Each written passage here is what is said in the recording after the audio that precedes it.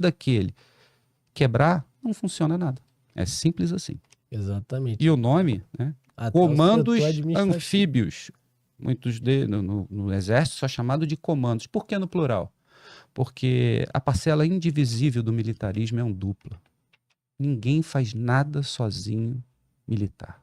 Nada. Sozinho, no meio militar, você não é ninguém. O mínimo é uma dupla. Brincava muito comigo Pode continuar. sobre isso.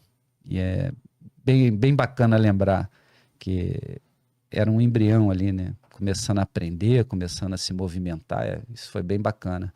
Então, eu não era o melhor em nada, muito pelo contrário, eu estava chegando naquele exato momento e tive contato, talvez, com os melhores militares de operações especiais do país. Isso foi maravilhoso, maravilhoso. Foi ímpar, né? Ajudou a moldar. Costumo dizer que eu sou o que eu sou, porque conheci você agora, a partir de hoje, né? Eu já vou ser uma pessoa diferente, porque eu lhe conheci.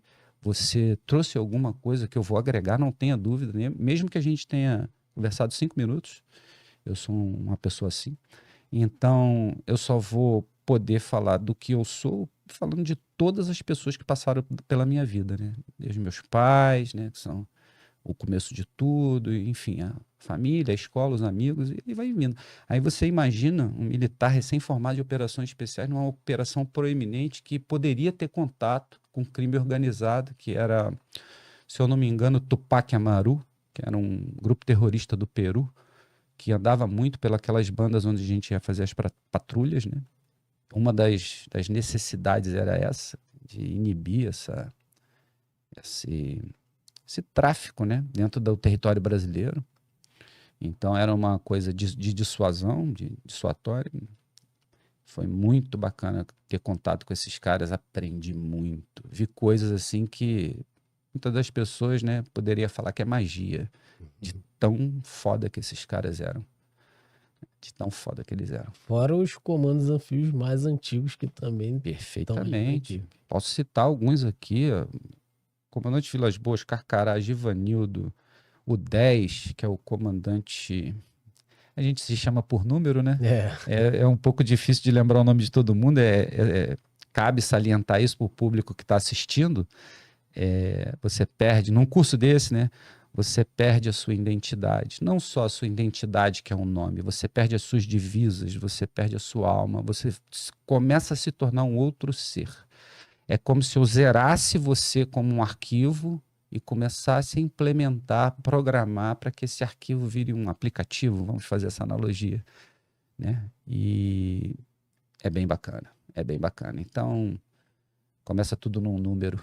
Depois você resgata tudo de volta, mas é bom esse reset aí na pessoa, né? Todos entendem. E engraçado também, né? O curioso, na verdade, é que você serviu a vida inteira na 2ª companhia, né? A vida inteira. Então foi uma dedicação 100%. Existe aquela, não é rixa, né? É aquela, como se fosse jogos de Olimpíadas. Competição saudável. Exato, né?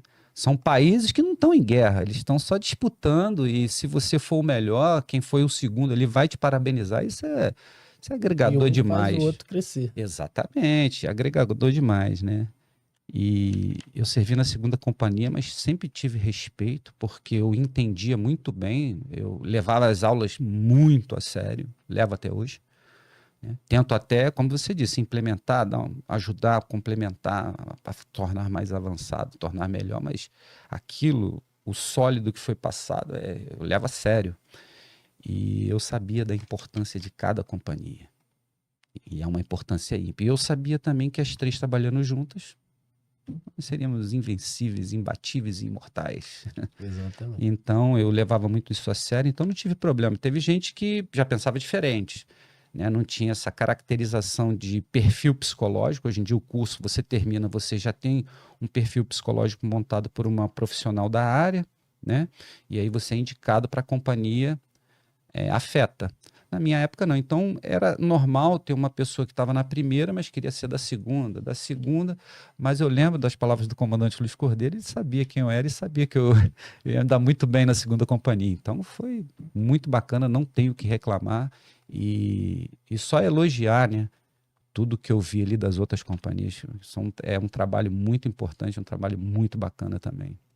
É uma máquina e cada engrenagem é importante. Que sem uma engrenagem a máquina não funciona. Perfeito, perfeito. E sendo um pouco minimizando, né, indo mais micro no que você falou, cada dente de cada roda dentada, de todas as engrenagens, tem a sua função. Porque se um dente de uma rodinha daquelas, um relógio trabalhando ou qualquer outra máquina, um dente daquele quebrar, não funciona nada. É simples assim. Exatamente. E o nome, né? Até o setor Comandos administrativo. anfíbios. Muitos no Exército são chamados de comandos. Por que no plural? Porque a parcela indivisível do militarismo é um duplo. Ninguém faz nada sozinho militar. Nada. Sozinho, no meio militar, você não é ninguém. O mínimo é uma dupla.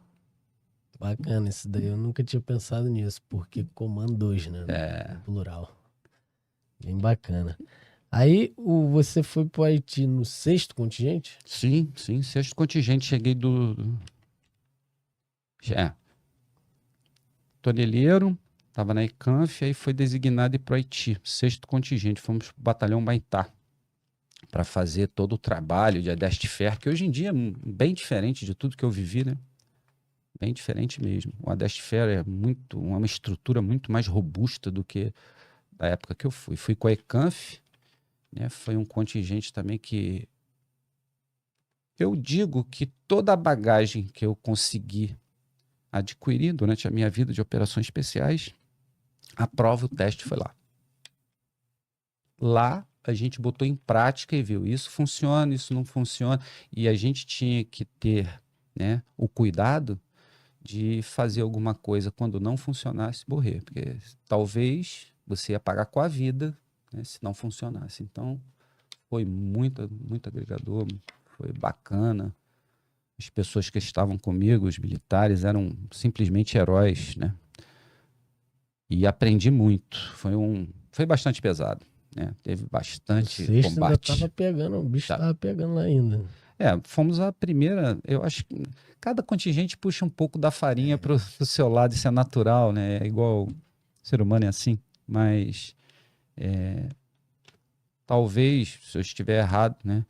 Me perdoe, mas talvez a gente tenha sido os primeiros a fazer patrulha a pé à noite dentro das favelas. Entrar a pé, para o blindado que a gente vai entrar. Isso não foi muito agradável, não. Não foi mesmo, né? Não foi mesmo. O haitiano, apesar de estar vivendo um período de guerra civil, fome, era uma guerrilha, né? Era uma guerrilha. Era uma guerrilha misturada com milícias de bairro. Isso era muito interessante, porque você não podia adotar uma só resposta. O tempo todo você tinha que estar se adaptando, porque eles nunca agiam da mesma maneira, né? Não tinha um modus operandi assim único ou principal. Cada lugar que você ia era diferente. E foi bacana trabalhar com o exército. Foi muito bacana. A gente Eu ficou até trabalhando. ouso dizer que é mais difícil lutar contra um guerrilheiro que não tem um padrão do Perfeito. que contra uma tropa inimiga que você já conhece. A tropa regular, ela vai obedecer algumas regras e algumas doutrinas a qual você pode pesquisar pela internet, né? Já uma guerra contra pessoas que estão passando fome, estão praticando guerrilhas e milícias para sobreviver ou, né, para dominar a área, é bem complicado, muito complicado.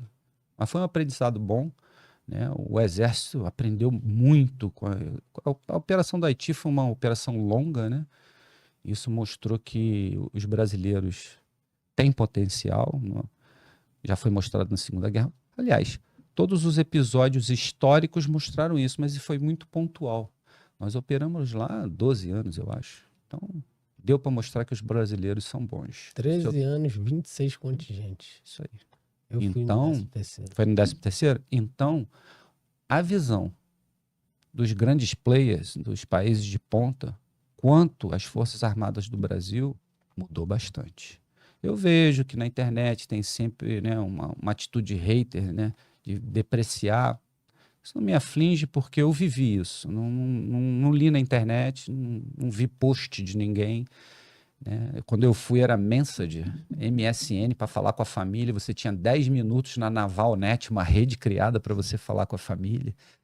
Então eu vi que o que falam, eles não sabem o que estão falando, né? Eu vivi isso. Então é bacana, temos heróis nacionais, cada um que participou com a sua responsabilidade, com a sua função, com a sua tarefa, foi importante para que a gente saísse vencedor disso. E mostrar para o mundo todo que a gente é capaz, sim, né? Tem uma frase boa, né? Dá a tarefa aí, mas me dá os meios, pô. E foi isso que a gente mostrou. A gente pode ser um país